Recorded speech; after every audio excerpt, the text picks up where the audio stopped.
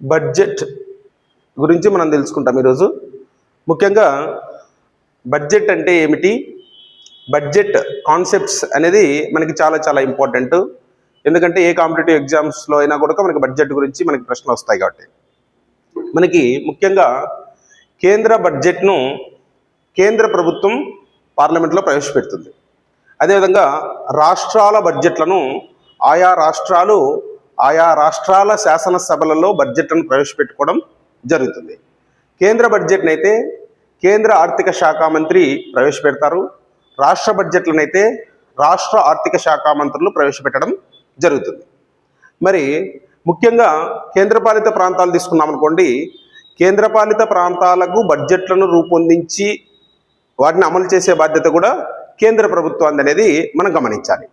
అంటే ఇక్కడ కేంద్ర బడ్జెట్ని ప్రవేశపెడుతూ మరియు కేంద్రపాలిత ప్రాంతాలకు సంబంధించినటువంటి బడ్జెట్లను కూడా కేంద్ర ప్రభుత్వమే చూసుకుంటున్నది. మరి రాష్ట్రాలు అయితే రాష్ట్రాలు ఏ రాష్ట్రానికి ఆ రాష్ట్రం బడ్జెట్ను ప్రవేశపెట్టుకోవడం జరుగుతుంది. మరి ఇక్కడ భారత రాజ్యాంగం ప్రకారం మనం గమనిస్తే 112వ అధికరణ 112వ ఆర్టికల్ అంటాం. 112వ ఆర్టికల్ వచ్చేసి మనకి ఈ బడ్జెట్ గురించి తెలియజేస్తుంది. అయితే ఇక్కడ రాజ్యాంగంలో ఎక్కడ బడ్జెట్ అనే పదాన్ని ఉపయోగించలేదనేది మనం గమనించాలి. అంటే డైరెక్ట్గా బడ్జెట్ అనే పదాన్ని రాజ్యాంగంలో ఎక్కడ ఉపయోగించలేదు. భారత రాజ్యాంగంలో 112వ అధికరణ ఏం తెలియజేస్తుంది అంటే వార్షిక ఆర్థిక నివేదిక అని తెలియజేస్తున్నమాట. వార్షిక ఆర్థిక నివేదిక, యాన్యువల్ ఫైనాన్షియల్ స్టేట్మెంట్ అని తెలియజేస్తుంది.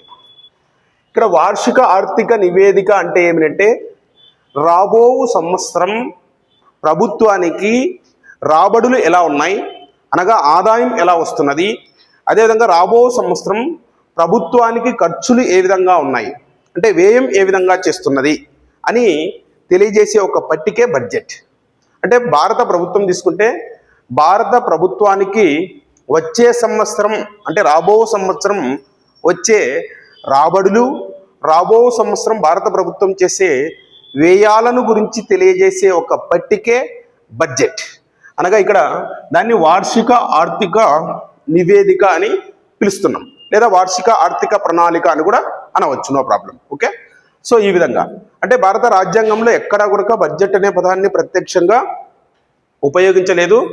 మనకి ప్రభుత్వానికి వచ్చే రాబడులు, ప్రభుత్వం చేసే వ్యయాలను గురించి తెలియజేయడమే మనకి ఈ అధికరణ ద్వారా చెప్తున్నాం. ఇక్కడ బడ్జెట్లో మనం గమనించాల్సింది ఏమిటంటే ప్రభుత్వం యొక్క విధానాలు వచ్చే సంవత్సరానికి ఏ విధంగా ఉన్నాయి, ఆ విధానాలను పూర్తి చేయడానికి ప్రభుత్వం యొక్క లక్షణాలు ఏ విధంగా ఉన్నాయి అని. అంటే ఇక్కడ ఏమంటే భారత ప్రభుత్వం యొక్క విధానాలు, వాటి యొక్క లక్షణాలను గురించి తెలియజేయడమే బడ్జెట్ అనేది మనం గమనిస్తే, భారత ప్రభుత్వం యొక్క విధానాలు ఎందుకు రూపొందించుకుంటుంది అంటే విధానాలు అంటే ఇక్కడ పాలసీస్. ఓకే, విధానాలు అనగా పాలసీస్ అంటాం. అంటే భారత ప్రభుత్వం విధానాలను, పాలసీలను ఎందుకు రూపొందించుకుంటుంది అని అంటే అభివృద్ధి కోసం, అంటే దేశ అభివృద్ధి కోసం. అంటే దేశ అభివృద్ధి అన్ని రంగాలలోనూ సాధించాలి. అంటే వ్యవసాయ రంగ అభివృద్ధికి, పారిశ్రామిక అభివృద్ధికి మరియు సేవల రంగ అభివృద్ధికి భారత ప్రభుత్వం ఎలాంటి విధానాలను రూపొందించుతున్నది అనేది దాని అర్థం అన్నమాట. ఇప్పుడు ఉదాహరణకు వ్యవసాయం తీసుకున్నాం అనుకోండి, వ్యవసాయ రంగ అభివృద్ధికి వ్యవసాయ విధానాలను రూపొందిస్తుంది, అగ్రికల్చర్ పాలసీస్ అంటాం అన్నమాట. అదేవిధంగా పారిశ్రామిక రంగ అభివృద్ధికి పారిశ్రామిక విధానాలను రూపొందిస్తుంది, ఇండస్ట్రియల్ పాలసీస్ అంటాం. అదేవిధంగా సేవా రంగ అభివృద్ధికి పాలసీలను, విధానాలను రూపొందిస్తుంది. ఎగ్జాంపుల్ ట్రేడ్ పాలసీ అంటాం, అంటే వ్యాపార విధానం అని చెప్తాం. ఇలా పాలసీస్ ఆధారంగా చేసుకొని భారత ప్రభుత్వం భవిష్యత్తులో అభివృద్ధిని సాధించడానికి ఏ విధమైనటువంటి విధానాలను రూపొందించాలి, ఏ విధమైనటువంటి ప్రణాళికలను అనుసరించాలి, ఏ లక్ష్యాలతో భారత ప్రభుత్వం పనిచేస్తుంది అని తెలియజేసేదే బడ్జెట్. అనగా బడ్జెట్ అనేది భవిష్యత్ కాలానికి సంబంధించినది అని దాని అర్థం అన్నమాట. అంటే మనం ఎందుకు భవిష్యత్ కాలానికి సంబంధించినది బడ్జెట్ అని చెప్తున్నామనంటే వచ్చే సంవత్సరం అంటే రాబో సంవత్సరం ప్రభుత్వానికి ఏ ఏ మార్గాల ద్వారా ఆదాయం వస్తున్నది, ప్రభుత్వం ఏ విధంగా ఖర్చు చేస్తున్నది అని తెలియజేస్తున్నది. కాబట్టి వచ్చే సంవత్సరానికి సంబంధించినది కాబట్టి బడ్జెట్ని భవిష్యత్ కాలానికి అని చెప్తున్నాం. ఇప్పుడు ఉదాహరణకు ఆర్థిక మంత్రి నిర్మలా సీతారామన్ గారు 2026-27 ఆర్థిక సంవత్సరానికి బడ్జెట్ను ప్రవేశపెట్టబోతున్నాం. ఎప్పుడు పెట్టాలి బడ్జెట్ను ప్రవేశపెట్టాలి అని అంటే ఎప్పుడైనా అంటే ఫిబ్రవరి 1వ తారీఖున ప్రవేశపెడతారు. అంటే 2026 ఫిబ్రవరి 1న ప్రవేశపెడతారు. ఏ బడ్జెట్ను? 2026-27 బడ్జెట్ను. అంటే 2026 ఏప్రిల్ 1 నుంచి 2027 మార్చి 31 వరకు ఇది అమల్లో ఉంటుంది అన్నమాట. ఈ బడ్జెట్ను ఫిబ్రవరి 1వ తారీఖున ప్రవేశపెట్టబోతున్నారు. అంటే 2026. మరి 2026-27 సంవత్సరానికి ప్రవేశపెట్టే బడ్జెట్ ఏ తేదీన ప్రవేశపెడుతున్నారంటే 2026 ఫిబ్రవరి 1వ తారీఖున. మరి ఈ డేట్ అనేది ఏ ఆర్థిక సంవత్సరానికి సంబంధించినది అంటే 2025-26 ఆర్థిక సంవత్సరానికి సంబంధించి. అంటే 2026 మార్చి 31 వరకు ఉంటుంది కదా, ఇది ఫిబ్రవరి 1 కదా. అందుకే ఈ ఆర్థిక సంవత్సరంలో ఈ ఆర్థిక సంవత్సరానికి సంబంధించిన బడ్జెట్ని ప్రవేశపెట్టినారు కాబట్టి రాబో సంవత్సరం అని చెప్తాం. మరి ఈ బడ్జెట్ను ప్రవేశపెట్టేటప్పుడు కూడా 2026-27 బడ్జెట్ను ప్రవేశపెట్టేటప్పుడు కూడా దేని ఆధారంగా ఆర్థిక మంత్రి పార్లమెంట్లో బడ్జెట్ను ప్రవేశపెట్టబోతారు అని అంటే ఆర్థిక సర్వే ఆధారంగా, ఎకనామిక్ సర్వే అని చెప్తున్నాం. మరి ఏ ఆర్థిక సంవత్సరానికి సంబంధించినది ఎకనామిక్ సర్వే అంటే 2025-26 ఆర్థిక సంవత్సరానికి సంబంధించినటువంటి సర్వే ఏం తెలియజేస్తుంది అంటే భారతదేశ అభివృద్ధికి సంబంధించినటువంటి ముఖ చిత్రం అంటాం దాన్ని. అంటే భారతదేశం ఏ రంగాలలో ఏ విధంగా అభివృద్ధిని సాధించింది, అదేవిధంగా గత బడ్జెట్లో ప్రభుత్వం ఏ రంగాలకు ఏ విధమైనటువంటి కేటాయింపులు చేసింది, దాని ద్వారా ఎంత అభివృద్ధిని సాధించినాం, భవిష్యత్తులో ఈ రంగాలకు ఇంకా ఎంత కేటాయింపులు చేయాల్సి ఉంది అని తెలియజేసేదే మనకి ఆర్థిక సర్వే అన్నమాట. అంటే ఈ ఆర్థిక సర్వేలో సాధించినటువంటి అభివృద్ధిని ఆధారంగా చేసుకొని వచ్చే బడ్జెట్ను రూపొందించుకోవడం జరుగుతుంది అని చెప్తున్నాం. అనగా ఇక్కడ 2026-27 భారత బడ్జెట్ని ఆర్థిక మంత్రి రూపొందించాలి అంటే దేని ఆధారంగా రూపొందిస్తున్నాడని చెప్తున్నామనంటే 2025-26 ఆర్థిక సర్వే ఆధారంగా రూపొందిస్తారు. సో మీరు చదివేటప్పుడు బడ్జెట్కి సంబంధించి అయితే రీసెంట్ బడ్జెట్కి సంబంధించి అయితే బడ్జెట్ గణాంకాల దగ్గర ఏమని ఉంటుందంటే బిఈ అని ఉంటుంది. బిఈ అనగా బడ్జెట్ ఎస్టిమేషన్స్. అంటే ఇక్కడ ఏమి వచ్చే సంవత్సరానికి సంబంధించినటువంటి గణాంకాలు కదా, అందుకని బడ్జెట్ ఎస్టిమేషన్స్ అంటాం. అదేవిధంగా ప్రస్తుత ఆర్థిక సర్వేకి సంబంధించినటువంటి గణాంకాలు రీసెంట్గా మనం చదువుతున్నామనంటే అక్కడ ఏమని ఉంటుందంటే ఏఈ అని ఉంటుంది. ఏఈ అనగా అడ్వాన్స్డ్ ఎస్టిమేషన్స్ అని దాని అర్థం. ఎందుకు ఇవి ముందస్తు అంచనాలు అని చెప్తున్నామనంటే ఈ ఆర్థిక సంవత్సరం అనగా 2025-26 ఆర్థిక సంవత్సరం ఇంకా పూర్తి కాలేదు. 2025-26 ఆర్థిక సంవత్సరం ఎప్పుడు పూర్తి అవుతుంది అంటే 2026 మార్చి 31న. అయితే ఎప్పుడు ఇది ప్రవేశపెడుతున్నారంటే బడ్జెట్ ముందు రోజు అనగా 2026 జనవరి 31న పార్లమెంట్లో ప్రవేశపెడుతున్నారు. అంటే ఇది మార్చి 31కి ముగిస్తే జనవరి 31నే ఇది ప్రవేశపెట్టినారు కాబట్టి ఈ గణాంకాలు ఈ ఆర్థిక సంవత్సరానికి పూర్తి కాలేదు అని దాని అర్థం అన్నమాట. ఇవి ఎస్టిమేషన్స్ మాత్రమే అని, ఫైనల్ కాదు అని దాని అర్థం అన్నమాట. ఓకే, మార్చి 31 అయిపోయింటే ఫైనల్ ఏంటంటే మార్చి 31 కాలేదు కాబట్టి ఇవి ఎస్టిమేషన్స్గా మనం భావించాల్సినటువంటి అవసరం ఉందన్నమాట. అందుకని చెప్పి బడ్జెట్ని ప్రవేశపెట్టాలంటే దేని ఆధారంగా ప్రవేశపెడతారంటే ఆర్థిక సర్వే ఆధారంగానే ప్రవేశపెడతారనేది మనం గమనించాలి. అంటే ప్రస్తుత ఆర్థిక సంవత్సరంలో ప్రభుత్వం ఏ విధంగా వివిధ రంగాల్లో అభివృద్ధిని సాధించింది, గత బడ్జెట్లో ఆ రంగాలకు కేటాయింపులు ఏ విధంగా జరిగినాయి, దాని ద్వారా ఎంత అభివృద్ధిని సాధించినాం, ఇంకా ఆ రంగాలకు ఏ విధంగా కేటాయింపులు చేయాల్సినటువంటి అవసరం ఉంది అని భారత ప్రభుత్వం బడ్జెట్లో కేటాయింపులు చేస్తుందనేది మనం గమనిస్తే, ఈ విధంగా మనకి బడ్జెట్ గురించి మాట్లాడినప్పుడు మనకి ఏమిటంటే వచ్చే సంవత్సరపు రాబడులు అనగా రిసీట్స్, వచ్చే సంవత్సరపు వ్యయాలు లేదా చెల్లింపులు అంటాం. వ్యయాలు లేదా చెల్లింపులు. అంటే ఇక్కడ వీటిని ఏమంటాం పేమెంట్స్. అంటే బడ్జెట్ అంటే రిసీట్స్ అండ్ పేమెంట్స్. అంటే రాబడులు వ్యయాల గురించి తెలియజేస్తుంది బడ్జెట్ అనేది మనం గమనిస్తే. సో ఈ విధంగా బడ్జెట్కి సంబంధించినటువంటి కాన్సెప్ట్లను మనం డెవలప్ చేసుకోవాల్సి వస్తే మనం ఏ విధంగా డెవలప్ చేసుకోవాలా అనేది మనం గమనిస్తే. సరే, ఇక్కడ ఈ బడ్జెట్ అనేది మనకి ప్రపంచంలో మొట్టమొదట ఏ దేశంలో బడ్జెట్ను ప్రవేశపెట్టినారంటే ఇంగ్లాండ్ దేశంలో బడ్జెట్ను ప్రవేశపెట్టడం జరిగింది. మరి అయితే భారతదేశంలో మొట్టమొదటిసారిగా బడ్జెట్ను ఎప్పుడు ప్రవేశపెట్టినారంటే 1860వ సంవత్సరంలో జేమ్స్ విల్సన్ ప్రవేశపెట్టడం జరిగింది. బడ్జెట్ని ప్రవేశపెట్టడం జరిగింది. మరి భారతదేశానికి స్వాతంత్రం వచ్చినటువంటి తర్వాత 1947వ సంవత్సరంలో మొట్టమొదటిసారిగా బడ్జెట్ని ప్రవేశపెట్టినటువంటి వారు ఎవరు అంటే ఆర్ షణ్ముగ శెట్టి అంటాం.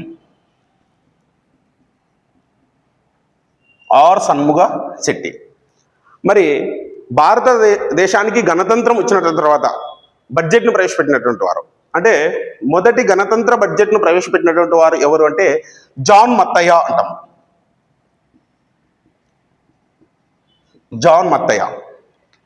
మరి బడ్జెట్ను మనం గమనిస్తే భారత బడ్జెట్ సాధారణ బడ్జెట్ని మనం గమనించినామనుకోండి, ఇక్కడ ఈ సాధారణ బడ్జెట్ను మనకి ఫిబ్రవరి చివరి వర్కింగ్ డే ప్రవేశపెట్టేవాళ్ళు 2017 సంవత్సరం నుంచి ఏం చేస్తున్నారంటే ఫిబ్రవరి మొదటి వర్కింగ్ డేకి తీసుకొచ్చినారు దీన్ని.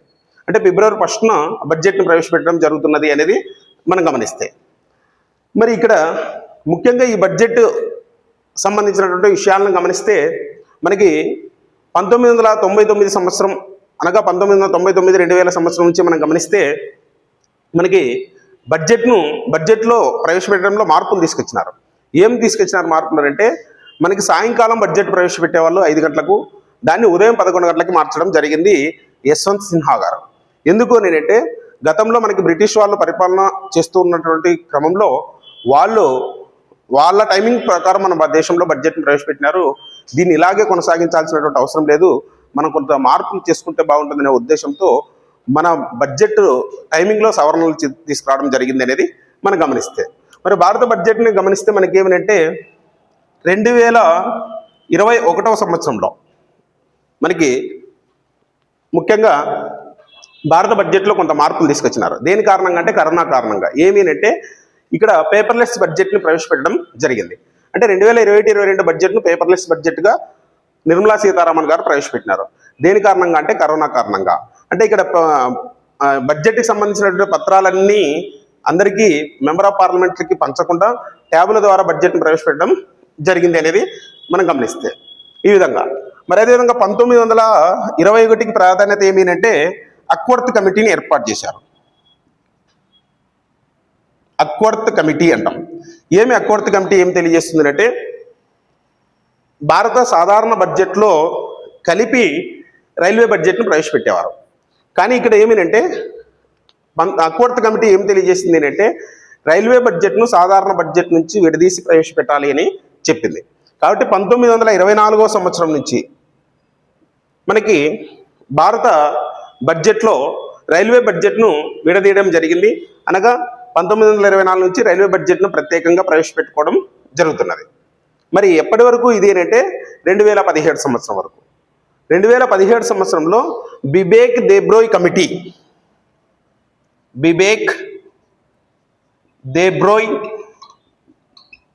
కమిటీ మనకి ఏం చేసిందంటే ఈ రైల్వే బడ్జెట్ను సాధారణ బడ్జెట్లో విలీనం చేయాలని చెప్పింది. సో ఇప్పుడు ప్రస్తుతం మనకి మనకి 2025-26 బడ్జెట్ తీసుకున్నా, మనకి ఫిబ్రవరి 1వ తారీఖున ప్రవేశపెట్టబోయే 2026-27 బడ్జెట్ని తీసుకున్నా ఈ బడ్జెట్లోనే రైల్వే బడ్జెట్ను కూడా కలిపి ప్రవేశపెడుతున్నారు అనేది మనం గమనిస్తే.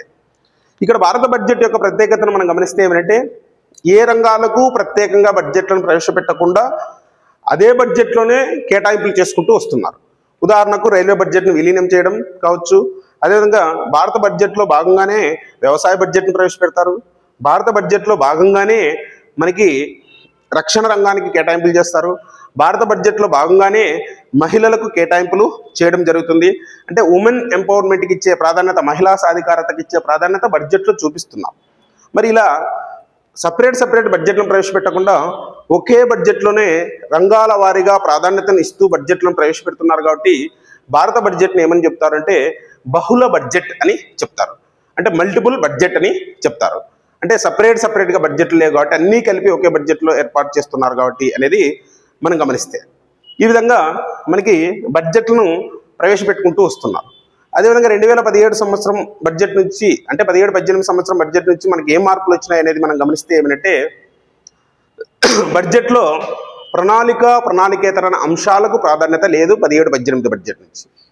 అంటే ప్లాన్డ్ నాన్ ప్లాన్డ్ అనే అంశాలకు ప్రాధాన్యతను ఇచ్చి బడ్జెట్ను ప్రవేశపెట్టే వాళ్ళు గతంలో. ఇప్పుడు రెవెన్యూ ఏం తీసుకున్నాం అనుకోండి, ఎగ్జాంపుల్గా ప్లాన్డ్ రెవెన్యూ ఎక్స్పెండిచర్ అని నాన్ ప్లాన్ రెవెన్యూ ఎక్స్పెండిచర్ అని ఉండేది. అదే మూలధన వ్యయాన్ని తీసుకుంటే కూడా ఏమిటంటే planned capital expenditure, non plan capital expenditure అని ఉండేది. ఇప్పుడు అలా లేకుండా మనకి ఎక్స్పెండిచర్ తీసుకుంటే ఆ ఎక్స్పెండిచర్ని వ్యయాన్ని రెవెన్యూ వ్యయం, మూలధన వ్యయం అని మాత్రమే చెప్తున్నాం. ప్రణాళికేతర అంశాలకు ప్రాధాన్యత లేదు అని చెప్తున్నాం అన్నమాట. ఈ విధంగా మనకి బడ్జెట్లో మార్పులు అనేటివి క్రమేణా చేసుకుంటూ వస్తున్నారనేది మనం గమనిస్తే, మరి ఇక్కడ బడ్జెట్ను మనం గమనిస్తే రాబడి వ్యయాలను ఆధారంగా చేసుకొని బడ్జెట్ను ప్రధానంగా 2 రకాలుగా వర్గీకరిస్తాం. అంటే రాబడి వ్యయాల ఆధారంగా బడ్జెట్ రకాలని చెప్తే మనకి 2 రకాలుగా చెప్తాం. ఒకటి వచ్చేసి సంతులిత బడ్జెట్ అంటారు, 2 అసంతులిత బడ్జెట్.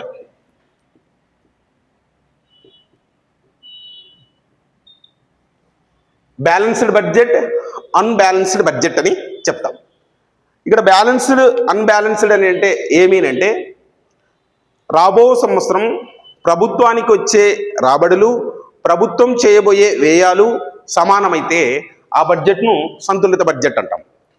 అంటే భారత ప్రభుత్వానికి వచ్చే మొత్తం రాబడి, భారత ప్రభుత్వం చేసే మొత్తం వ్యయం సమానమైనవి అని దాని అర్థం అన్నమాట.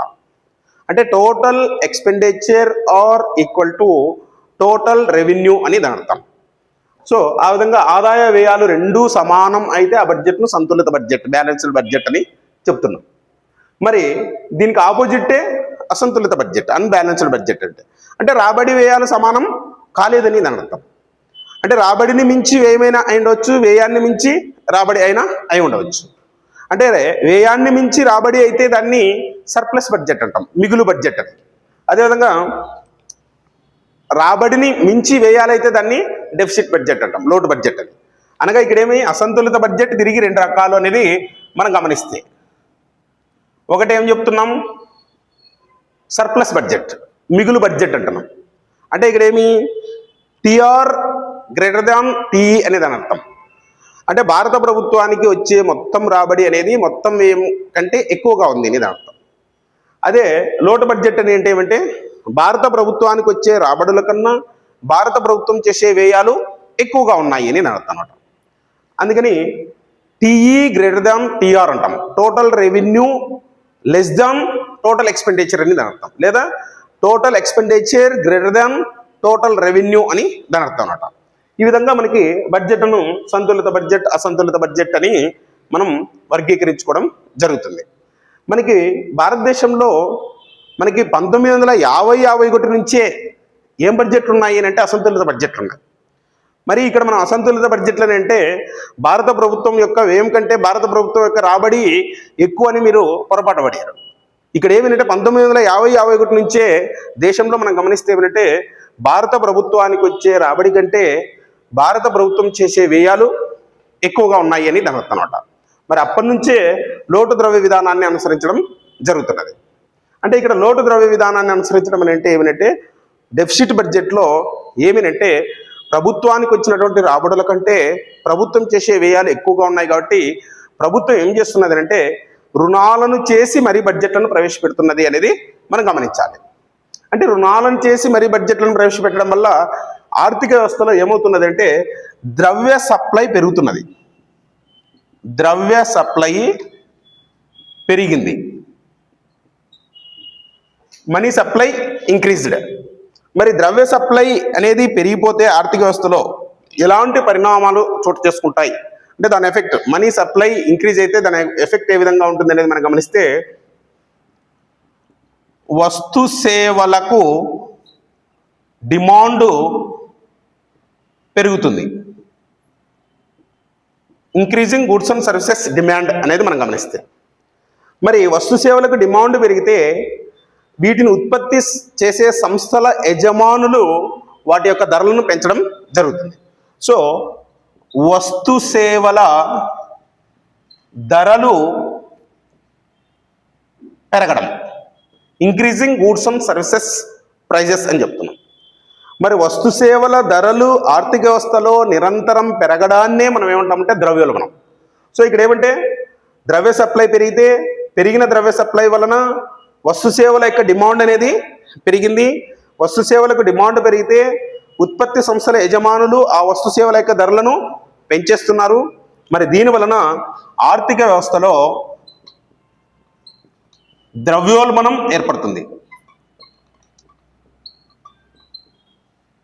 మనకి చాలాసార్లు వచ్చినటువంటి బిట్ ఏమిటంటే డెఫిసిట్ బడ్జెట్స్ అనేటివి దేనికి దారితీస్తున్నాయి అనేది ప్రశ్న అడుగుతున్నారు.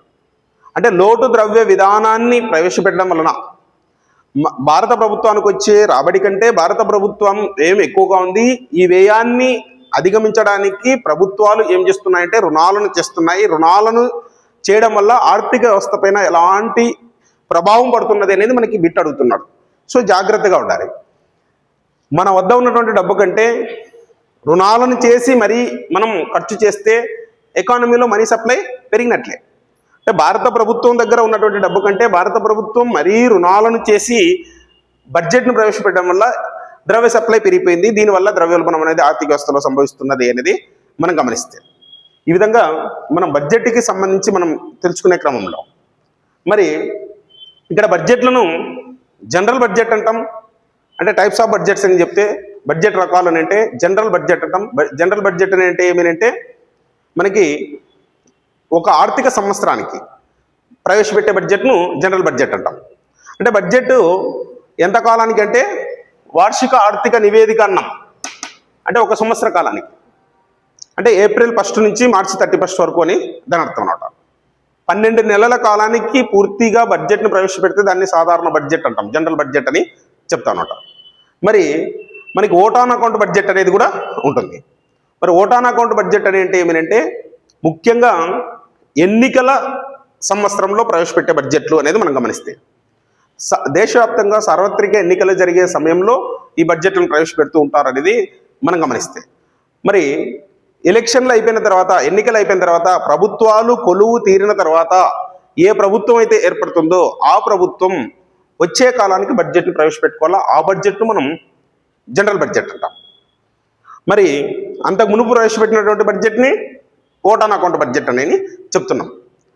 ఇంటీరియం బడ్జెట్ అని కూడా అంటారనమాట. ఓకే, ఏమి ఓటాన్ అకౌంట్ బడ్జెట్ అని అంటే 2 నెలలు లేదా 4 నెలలు లేదా 6 నెలలకు మించి బడ్జెట్ ఉండదు. 2, 4, 6 నెలలకు మాత్రమే ఈ బడ్జెట్ను ప్రవేశపెడతారు అని దాని అర్థం అన్నమాట. ఇక్కడ ఓటాన్ అకౌంట్ బడ్జెట్లో మనం గమనిస్తే ఏమంటే వ్యయాలను మాత్రమే తెలియజేస్తారు. అంటే తిరిగి ప్రభుత్వాలు కొలువు తీరేంత వరకు ఎంత ఖర్చులు అవుతాయో ఆ బడ్జెట్లో తెలియజేస్తారు. ప్రభుత్వం యొక్క రాబడుల గురించి ఉండదు ఓటాన్ అకౌంట్ బడ్జెట్లో. అదే జనరల్ బడ్జెట్లో అయితే ప్రభుత్వం యొక్క రాబడులు మరియు ప్రభుత్వం యొక్క వ్యయాల గురించి తెలియజేయడం జరుగుతుంది అనేది మనం గమనిస్తే, ఈ విధంగా మనకి సాధారణ బడ్జెట్ అంటే ఏమిటి, అదేవిధంగా మనకి ఓటాన్ అకౌంట్ బడ్జెట్ అంటే ఏమిటి అనేది కూడా మనం తెలుసుకుంటే, దీంతో పాటుగా మనకి ఏమంటే జెండర్ బడ్జెట్ అంటాం. లింగ సంబంధిత బడ్జెట్ అనేది భారతదేశంలో లింగ సంబంధిత బడ్జెట్ అనేది ప్రస్తుతం అమల్లో లేదు. కానీ ఏమి ఆ బడ్జెట్ అనేది ఏమి, ముఖ్యంగా ఇది స్వీడన్ ఇంట్రడ్యూస్ చేసింది, స్వీడన్ దేశంలో ఇంట్రడ్యూస్ చేశారు. అంటే మహిళలకు ప్రత్యేక ప్రాధాన్యత ఇచ్చి బడ్జెట్ను ప్రవేశపెడితే దాన్ని జెండర్ బడ్జెట్ అంటాం, లింగ సంబంధిత బడ్జెట్ అని చెప్తాం. మన దేశంలో మనకి సాధారణ బడ్జెట్నే వ్యవసాయానికి, రైల్వేకు, మహిళలకు, రక్షణ రంగానికి ఇలా అన్ని కేటాయింపులు చేస్తున్నారు. కాబట్టి ఆ బడ్జెట్ను మనం మల్టిపుల్ బడ్జెట్, బహుళ బడ్జెట్ అని చెప్తున్నాం. అయితే ఇక్కడ ఏమిటంటే జెండర్ బడ్జెట్ అంటే ఏమిటి అనేది మాత్రమే మనం అవగాహన చేసుకుంటే అనమాట. అదేవిధంగా శూన్యాధారిత బడ్జెట్ అంటాం, జీరో బేస్డ్ బడ్జెట్ అంటాం అనమాట. జీరో బేస్డ్ బడ్జెట్ అనేది ఏమంటే ఇప్పుడు గత బడ్జెట్లో పథకాలకు ప్రభుత్వం లేదా ప్రాజెక్టులకు ప్రభుత్వం ఏ విధంగా కేటాయింపులు చేసింది, వాటితో సంబంధం లేకుండా ఈ బడ్జెట్లో మొదటి నుంచి అంటే గత గణాంకాలు జీరో అని భావించి మొదటి నుంచి బడ్జెట్ను ప్రవేశపెడితే ఆ బడ్జెట్ను మనం ఏమంటారంటే జీరో బేస్డ్ బడ్జెట్ అని చెప్తారనమాట. ఈ విధంగా మనకి బడ్జెట్కి సంబంధించి మనం చెప్తే మరి బడ్జెట్లో 2 ఖాతాలు ఉంటాయి. ఏమేమి ఖాతాలు ఉంటాయంటే రెవెన్యూ ఖాతా, మూలధన ఖాతా. Very very important. Revenue account, capital account అనేది. రెవెన్యూ అకౌంట్ ఏం తెలియజేస్తుంది అంటే భారత ప్రభుత్వానికి రెవెన్యూ పరంగా వచ్చే రాబడులు, భారత ప్రభుత్వం రెవెన్యూ పరంగా చేసే వ్యయాలను గురించి తెలియజేస్తుంది రెవెన్యూ ఖాతా. అంటే ఇక్కడ రెవెన్యూ పరంగా చేసే వ్యయాలు అని అంటే ఇక్కడ మనం ఏమైనా అర్థం చేసుకోవచ్చు అని అంటే ప్రభుత్వానికి అయ్యే సాధారణ ఖర్చులన్నీ, అంటే సాధారణ పరిపాలన కోసం చేసే ఖర్చులన్నీ, రోజువారీ ఖర్చులన్నీ మనకి రెవెన్యూ వ్యయంలో వచ్చేస్తాయి. ఉదాహరణకు ఉద్యోగస్తులకు ఇచ్చే వేతనాలు కావచ్చు, సంక్షేమ పథకాలకు అమలు చేయడానికి అయ్యే ఖర్చు కావచ్చు, ప్రభుత్వం చేసినటువంటి రుణాలకు చెల్లించే వడ్డీ అతి ముఖ్యంగా, ఇవన్నిటినీ మనం రెవెన్యూ ఎక్స్పెండిచర్గా చెప్తాం. మరి అంటే రెవెన్యూ ఎక్స్పెండిచర్గా మనం వీటిని భావిస్తే మరి రెవెన్యూ రిసీట్స్ అంటే ఏమిటి, అంటే భారత ప్రభుత్వానికి వచ్చే రెవెన్యూ పరమైనటువంటి ఆదాయం అంటే ఏమిటి అనేది మనం గమనిస్తే రెవెన్యూ పరమైనటువంటి ఆదాయం అంటే ఏమి అంటే ఇది భారత ప్రభుత్వానికి పన్నుల ద్వారా కానీ పన్నేతర మార్గాల ద్వారా కానీ ఈ ఆదాయం వస్తుందన్నమాట. అంటే పన్నులు అని అంటే ప్రత్యక్ష పన్నులు, పరోక్ష పన్నులు కావచ్చు. ముఖ్యంగా భారతదేశంలో ప్రత్యక్ష పన్నులు అతి పెద్ద పన్నుగా మనం భావిస్తున్నటువంటి వ్యక్తిగత ఆదాయ పన్ను కావచ్చు, కార్పొరేట్ ట్యాక్స్ కావచ్చు. భారత ప్రభుత్వానికి పరోక్ష పన్నుల ద్వారా అతి ఎక్కువ ఆదాయం వస్తున్నది ఆ పన్ను ప్రస్తుతం జిఎస్టీ కావచ్చు, ఇలాంటి పన్నుల ద్వారా వచ్చే ఆదాయం. అదేవిధంగా పన్నేతర ఆదాయం అంటున్నాం, నాన్ ట్యాక్స్ రెవెన్యూ అని చెప్తున్నాం. పన్నేతర ఆదాయం అని అన్నప్పుడు ఫీజులు కావచ్చు, జప్తులు కావచ్చు, జరిమానాలు కావచ్చు, ప్రత్యేక విధింపులు కావచ్చు, ప్రభుత్వ రంగ సంస్థల నుంచి వచ్చే ఆదాయం కావచ్చు, ప్రభుత్వ ఆస్తులను విక్రయించడం వల్ల వచ్చే ఆదాయం కావచ్చు, ప్రభుత్వ రంగ సంస్థలు ఉత్పత్తుల ధరలను పెంచడం వల్ల వచ్చే ఆదాయం కావచ్చు. ఇలా రకరకాలుగా ఇవన్నీ కాదని చెప్పి ప్రభుత్వం అంటే త్రూ రిజర్వ్ బ్యాంక్ ద్వారా కొత్తగా నూతన కరెన్సీ నోట్లను ముద్రిస్తే ప్రభుత్వానికి వచ్చే ఆదాయం కావచ్చు. దీన్ని అంతటిని నాన్ ట్యాక్స్ రెవెన్యూగా చెప్తున్నాం. ఇది రెవెన్యూ అకౌంట్ అంటాం దీన్ని అంతనే. రెవెన్యూ అకౌంట్ అని అంటే ఏమంటే రెవెన్యూ రాబడి, రెవెన్యూ వ్యయాలను గురించి తెలియజేయడం. At the same time capital account, మూలధన ఖాతా అని చెప్తున్నాం. మూలధన ఖాతా కూడా సేమ్ రెవెన్యూ ఖాతా లాగే విభజించబడుతుంది. రెవెన్యూ ఖాతాను రెవెన్యూ రాబడి, రెవెన్యూ వ్యయం అని ఎలా చెప్పామో మూలధన ఖాతాను మూలధన రాబడి, మూలధన వ్యయం అని చెప్తాం. మరి మూలధన రాబడి, మూలధన వ్యయం అనేది మనం గమనిస్తే మూలధన రాబడిలో మనకి పెద్ద పీట ఏమిటంటే ప్రభుత్వం చేసే రుణాలు. అంటే ప్రభుత్వం చేసే రుణాలన్నీ మూలధన రాబడిలో తెలియజేస్తున్నాం. మరి అదేవిధంగా ప్రభుత్వ రంగ సంస్థలను విక్రయిస్తే వచ్చే ఆదాయం, దీన్ని డిజిన్వెస్ట్మెంట్స్ అని చెప్తామన్నమాట. పెట్టుబడుల ఉపసంహరణ అని చెప్తాం. మరి ఇలా పెట్టుబడుల ఉపసంహరణ నుంచి వచ్చే ఆదాయం కూడా మనం మూలధన రాబడిలో తెలియజేస్తున్నాం. మరి అంటే ప్రభుత్వం రుణాలను తిరిగి వసూలు చేస్తే అది కూడా మూలధన రాబడిలో తెలియజేస్తున్నాం. అంటే రుణాలను తిరిగి వసూలు చేయడం అంటే రాష్ట్ర ప్రభుత్వాలకు కేంద్ర ప్రభుత్వం రుణాలను ఇచ్చింటే ఆ రుణాలను తిరిగి వసూలు చేస్తే అది మూలధన రాబడిగా చెప్పుకోవడం జరుగుతున్నది అని చెప్పవచ్చు. మరి భారతదేశ బడ్జెట్లను గమనించిన అన్ని బడ్జెట్లను లేదా దేశంలోని అన్ని రాష్ట్రాల బడ్జెట్లను మనం గమనించిన మూలధన వ్యయం అనేది మూలధన రాబడి కంటే చాలా చాలా తక్కువగా ఉంటుంది అనేది మనం గమనించాలి. అంటే మూలధన పరంగా రాబడి ఎక్కువగా ఉందని చెప్తున్నాయి ప్రభుత్వాలు, మూలధన పరంగా వచ్చే వ్యయం తక్కువ అని తెలియజేస్తున్నాయి. అంటే మూలధన వ్యయం అని అన్నప్పుడు మనం ఏమని అర్థం చేసుకోవాలంటే ఇక్కడ ఈ వ్యయం వల్ల అంటే ప్రభుత్వం చేసే ఖర్చు వల్ల, మూలధన వ్యయం వల్ల ఆస్తులు సృష్టించబడితే, అసెట్స్ అనేటివి క్రియేట్ అయితే, ఉదాహరణకు భవనాలను నిర్మించడం, యంత్రాలను కొనుగోలు చేయడం, అదేవిధంగా ప్రాజెక్టులు నిర్మించడం, పరిశ్రమలను తీసుకురావడం, ఇలాంటి వాటి కోసం ఖర్చు చేస్తే దాన్ని మూలధన వ్యయం అని చెప్తున్నాం. అంటే గొప్ప ఇన్ఫ్రాస్ట్రక్చర్ని డెవలప్ చేసుకోవడం, అంటే దేశంలో అవస్థాపన సౌకర్యాల అభివృద్ధి చేయడం. Industries depend upon infrastructure. అంటే పారిశ్రామిక అభివృద్ధి అనేది ఆ దేశంలో ఉన్నటువంటి అవస్థాపన సౌకర్యాల అభివృద్ధి పైన ఆధారపడి ఉంటుంది. అంటే మంచి రోడ్స్ కానీ, కమ్యూనికేషన్ సదుపాయాలు కానీ, ఎలక్ట్రిసిటీ కానీ, డ్రింకింగ్ వాటర్ కానీ, ఎయిర్వేస్ కానీ, అదేవిధంగా మనకి రైల్వేస్ కానీ, అదేవిధంగా వాటర్వేస్ కానీ, ఇలాంటివన్నీ బాగా డెవలప్ చేసుకోవాలి. ఇలాంటివన్నీ డెవలప్ చేసుకుంటే ఏమవుతుందంటే మనకి పరిశ్రమలకు కావాల్సినటువంటి ముడి పదార్థాలను తక్కువ ఖర్చుతో తక్కువ సమయంలో మనం తీసుకొచ్చుకోవచ్చు. అదేవిధంగా పరిశ్రమల్లో తయారైనటువంటి ఈ వస్తువులను ప్రపంచ దేశాలకు ఎగుమతి చేయడానికి లేదా దేశవ్యాప్తంగా ఇతర ప్రాంతాలకు ఎగుమతి చేయడానికి అయ్యే ఖర్చు కూడా తగ్గుతుంది. దీనివల్ల ఆ వస్తువుల యొక్క ధరలు తగ్గిపోతాయి. ఆర్థిక వ్యవస్థలో ద్రవ్యోల్బణాన్ని నియంత్రణ చేయడానికి కూడా అవకాశం ఉంటుంది అన్నమాట. మరి ఈ విధంగా మనకి మూలధన వ్యయాన్ని పెంచుకోవాల్సినటువంటి అవసరం భారత ప్రభుత్వానికి మరియు దేశంలో ఉన్నటువంటి రాష్ట్ర ప్రభుత్వాలకి ఎంతో అవసరం అనేది మనం గమనించాలి. ఆల్రెడీ మన భారత ప్రభుత్వం 2047 నాటికి అభివృద్ధి చెందిన దేశాల జాబితాలోకి వెళ్ళాలని నిర్ణయించుకుంది. అంటే ఇండియా అట్ 100 అనేది తీసుకుంది. అంటే భారత ప్రభుత్వానికి స్వాతంత్రం వచ్చి 100 సంవత్సరాలు అవుతుంది ఆ రోజుకి. మళ్ళీ అప్పటికి భారతదేశం అభివృద్ధి చెందిన జాబితాల్లోకి వెళ్ళాలని భారత ప్రభుత్వం దృఢంగా నిర్ణయించుకుంది. కాబట్టి దీనికోసం భారత ప్రభుత్వం గత 3-4 బడ్జెట్లను కూడా, భారత ప్రభుత్వ వైఖరిని మనం గమనిస్తే గత 3-4 బడ్జెట్లలో కూడా మనకు తెలుస్తుంది. ఏమిటంటే క్రమేణా మూలధన వ్యయాన్ని పెంచుతూ పోతున్నది అనమాట.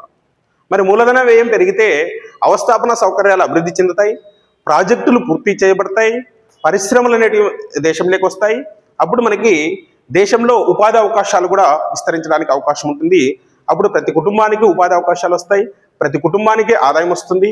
ఆ కుటుంబాలు వచ్చినటువంటి ఆదాయంతో వారి కోరికలను సంతృప్తిపరచుకునే క్రమంలో అనేక రకాలైనటువంటి వస్తువులను, సేవలను డిమాండ్ చేస్తారు. మరి దీనివలన ఆ ఉత్పత్తి సంస్థలకు లాభాలు వస్తాయి. ఆ ఉత్పత్తి సంస్థలు వచ్చినటువంటి లాభాలను తిరిగి పెట్టుబడిగా మళ్ళిస్తాయి. అంటే రీఇన్వెస్ట్మెంట్ అనేది అవుతుంది. దీని ద్వారా దేశం త్వరితగతిన అభివృద్ధిని సాధించడానికి అవకాశం అనేది ఉంటుందన్నమాట.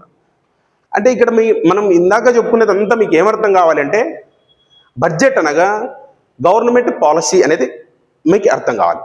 ప్రభుత్వ విధానాలు, ప్రభుత్వ వైఖరి, ప్రభుత్వ వ్యూహం అనేది మీకు అర్థం కావాలన్నమాట. స్ట్రాటజీ అనేది మనకు అర్థం కావాలి.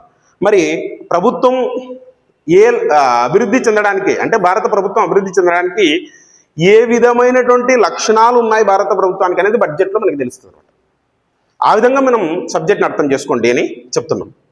మనం ఇంకా ఈ బడ్జెట్కి సంబంధించి ఇది జస్ట్ జనరల్గా ఒక ఐడియా కోసం చేసినటువంటి వీడియో. దీనికి సంబంధించి ఇంకా ఇన్డెప్త్గా మనం చెప్పుకోవాల్సినటువంటి అవసరం ఉంటుంది. దీనికి సంబంధించి మనం ప్రత్యేకమైనటువంటి వీడియోలు కూడా చేయాల్సినటువంటి అవసరం ఉంది. అదేవిధంగా రీసెంట్ బడ్జెట్ గురించి, రీసెంట్ బడ్జెట్లో రంగాల వారిగా కేటాయింపుల గురించి, భారతదేశ అభివృద్ధికి ప్రస్తుత బడ్జెట్లో అనగా 2026-27 బడ్జెట్లో ఏ విధమైనటువంటి కేటాయింపులు చేయబోతున్నారు, అదేవిధంగా 2025-26 బడ్జెట్లో ఏ విధంగా కేటాయింపులు చేశారు అనేటివి, అంటే 2025-26 బడ్జెట్కి సంబంధించి ఒక వీడియో సపరేట్గా చేసుకోవాల్సి వస్తుంది. 2026-27 బడ్జెట్కి సంబంధించి, వచ్చే బడ్జెట్కి సంబంధించి సపరేట్గా వీడియోలు చేయాల్సి వస్తుంది. ప్రతి కాంపిటేటివ్ ఎగ్జామ్స్లోనూ బడ్జెట్కి సంబంధించి ప్రశ్న ఖచ్చితంగా వస్తున్నాయి. సో ఇది జనరల్ స్టడీస్, అంటే పోలీస్ కానిస్టేబుల్ కావచ్చు, ఎస్ఐ కావచ్చు, ఆర్ఆర్బి కావచ్చు, ఎస్ఎస్సి కావచ్చు, గ్రూప్ 1, గ్రూప్ 2, సివిల్స్ ఇలాంటి ఎగ్జామ్స్కి ప్రిపేర్ అయ్యే అందరికీ కూడా ఇది చాలా ఉపయుక్తంగా ఉంటుంది. ఖచ్చితంగా ఇక్కడ నుంచి బిట్లు వస్తాయి. అదే గ్రూప్ 2 ఇలాంటి ఎగ్జామ్స్కి అయితే ఆప్షనల్ పేపర్ ఉంటుంది. కాబట్టి బడ్జెట్ నుంచి ఇంకా 2-3 ప్రశ్నలు ఎక్కువ కూడా అడగడానికి అవకాశం అనేది ఉంటుంది. కాబట్టి ఈ group 2 mains, group 1 mains, civil service ఇలాంటి ఎగ్జామ్స్ని దృష్టిలో పెట్టుకొని ఇన్డెప్త్గా ఈ బడ్జెట్ల గురించి మనం వీడియోలు చేయాల్సి వస్తుంది. అవి చేసినటువంటి వాటిని కూడా నా ఛానల్లో అనంత భవిత అకాడమీ అనే ఛానల్లో నేను అప్లోడ్ చేయబోతున్నాను. అవన్నీ కూడా మీరు మళ్ళా తర్వాత వాటిని విని మీకు ఎంతో ఉపయుక్తంగా ఉంటాయి, వాటి ద్వారా ప్రయోజనం పొందుతారని ఆశిస్తున్నాను.